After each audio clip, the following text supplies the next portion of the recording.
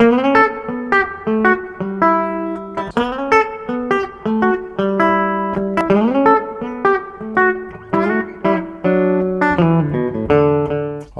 so let's start with the original 1953 Gretsch Duo Jet. I'm going to try not to burden you too much with a bunch of talking. Just kind of get into some playing. We're going to make the comparison between this original guitar and the one that the 53VS, which Gretsch just came out with, what it's supposed to be based on. So let's see what it sounds like. So I've got a pedal board down here, but there's not much going on. I've got a little bit of reverb. I'm playing through my little Princeton. You can see it over there in the little guitar room. And I've got a volume pedal. So that's about it. Here we go.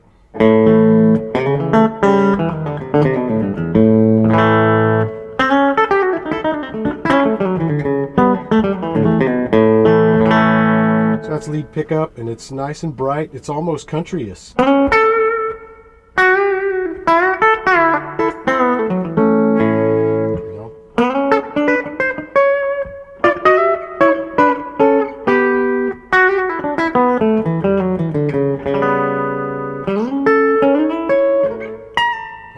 Close, but not perfect. Yeah, so nice and twangy. Original pickups, Melita bridge. Y'all know what those are. This is an original one. If you haven't ever played one of these before, I mean, they look awesome.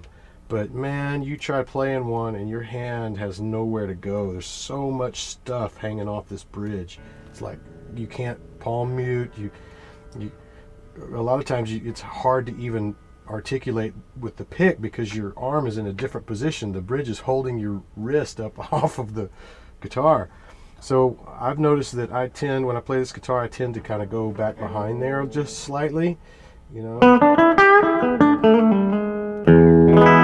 And that seems a little bit more comfortable for me. All right, well, let's see, original knobs. So these don't have the G on them. They didn't come out with that yet.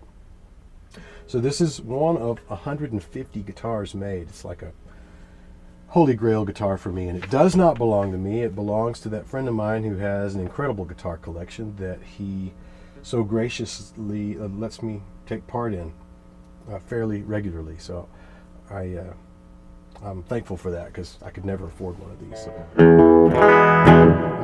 Original pickups. We're in the middle position. This is I like the lead position on these. A lot of guys really swear by the front position.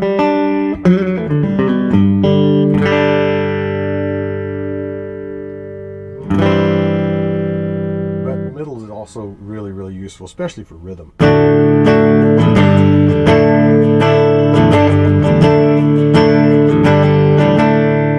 of like a telly, you know, if you're familiar with what a middle position on a telly can do for your rhythm tracks.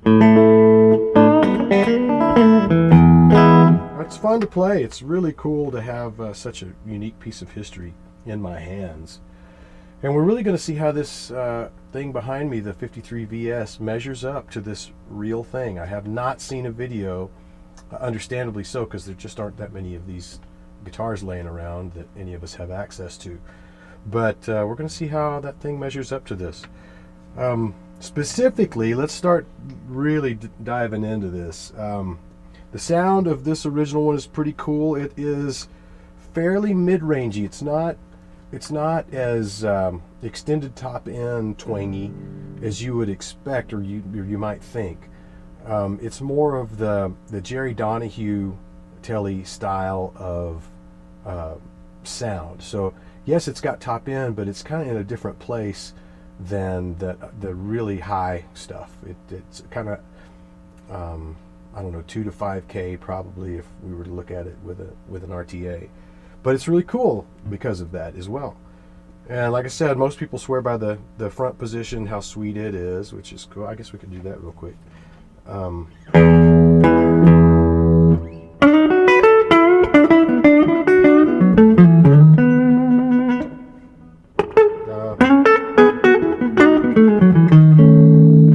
That's cool, man. it's almost Strat-like, but really beefy Strat. Okay, so body thickness, check that out. You notice that these things were a little bit thicker.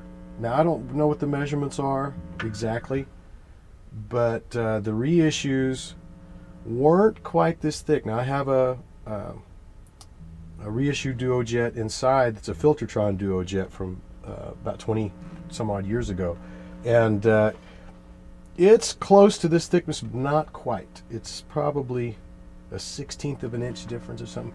Anyway, when you have the guitar in your hands, you know that. You can feel that. You know, that's a difference. Look at the neck joint on the original. See how high the fretboard is away from where it meets the body.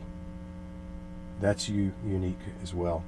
That's something that on the Electromatics, you know, doesn't exist. On the reissues, yeah, they kind of got it right, but it still seems like it's a little higher on the originals than it is on the reissues. Block inlays, you can see that. It's missing the first one there, which 54, they put the block there along with the rest of them. Now, correct me in the comments if I'm wrong. I mean, I'm just going off of memory. Script logo, obviously. Open back tuners. Fairly thick headstock. It's got a nice chunky 50s neck. You know, all the Les Pauls and most guitars in the 50s had that style of a neck. The appearance of the frets doesn't suggest that it's been refretted. However, they are wider than what I would have expected on this particular guitar. So it has a little bit of question for me. But if anybody's playing one of these things much, you know, you're going to have to refret it. Okay, a few more licks and let's get the other one. Let's see what it sounds like. Yeah, man.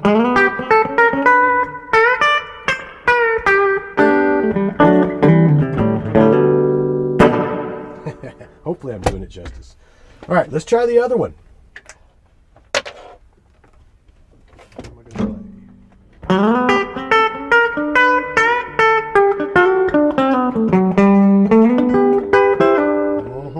So it's kind of country too. But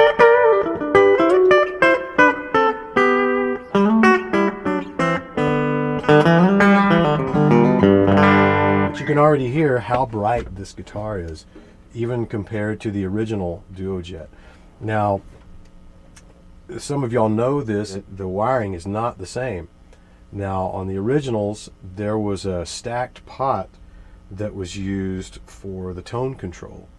And that stacked pot in the tone control does kind of a unique thing for the overall sound of the instrument, even when it's not, you know, being quote-unquote used. It's still in the circuit.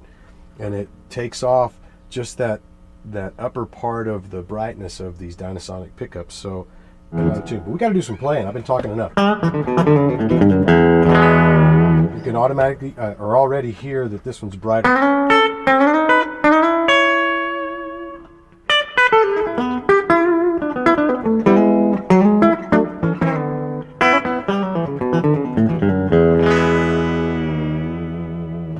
Took me a while to get the G string to stay in tune.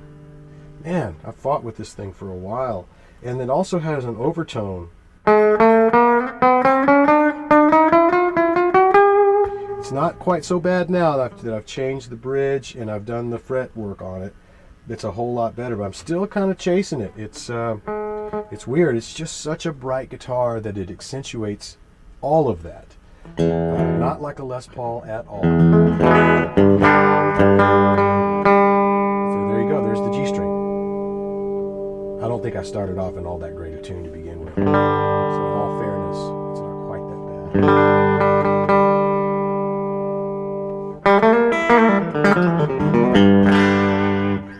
bad. So there's lead pickup. Middle is really cool. Very useful rhythm sound. Another thing that you probably are noticing is that I don't think this one is as loud as the original. There's a different EQ with it as well. That has a lot to do with the way that the tone is wired. Now, this one plays better than the original. understandably so, because the other one, you know, the frets are a little small.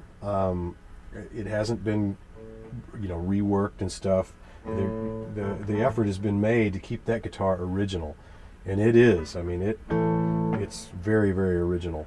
But on one of these, you know, you can get away with spending a little time making it play and not sacrifice its value. So this one does play a whole lot better, and I like it a lot.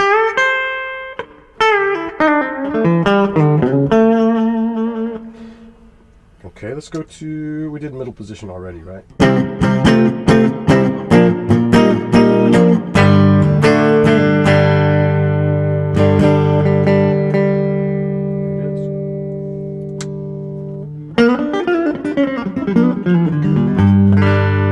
So you can go, get a little delay going here.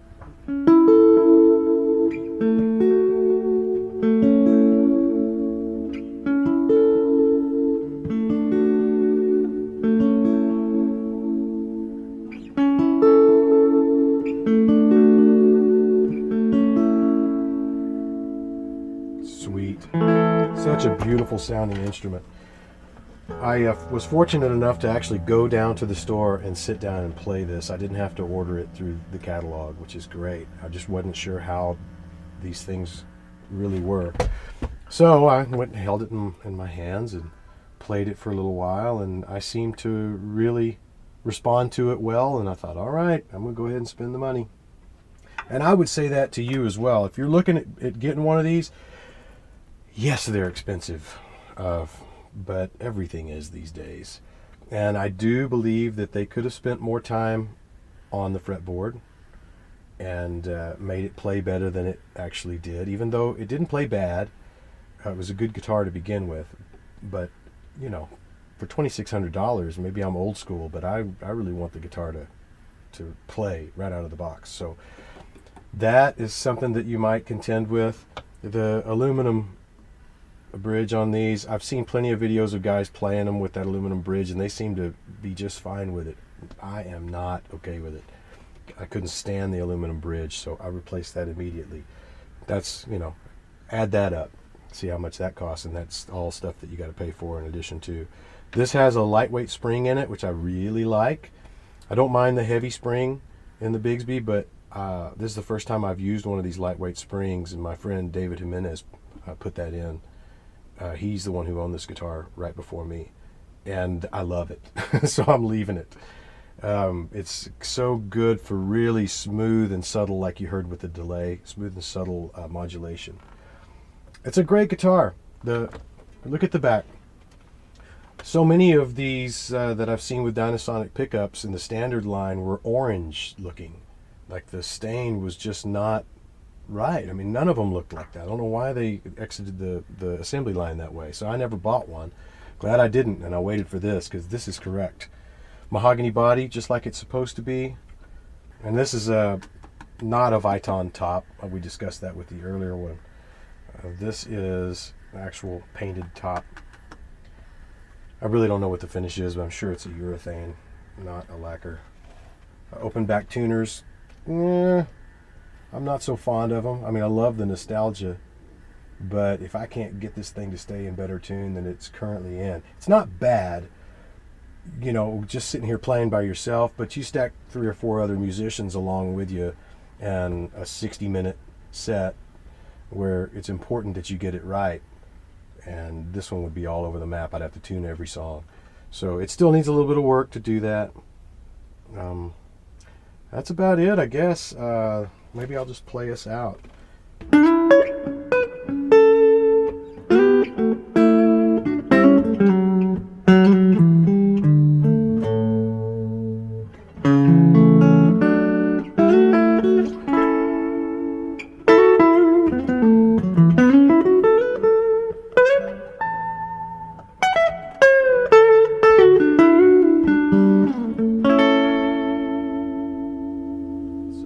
We'll see you around.